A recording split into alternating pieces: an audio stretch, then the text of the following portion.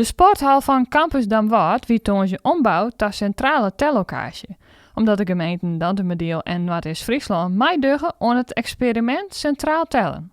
Dat houdt in dat juster binnen alle stemmen op lijstniveau telt bij de stembureaus zelf. En hier weer alle stemmen weer telt op kandidaatniveau. Wij doen dat zodat de stembureauleden die op het stembureau zitten, jongens net heel lang meer hoeven te tellen.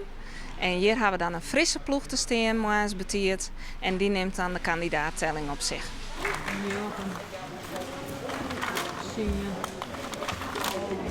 Wij zijn nu met één stembureau bezig uit Kolmerswaag. En die andere ploeg, die zijn net even om koffie. Dan moeten we hem weer inwisselen en kijken of alles klopt. En dan moeten we aan het volgende beginnen. Dus zo gaat het. En nu weer alles sorteren, op de lijsttrekker of op andere personen.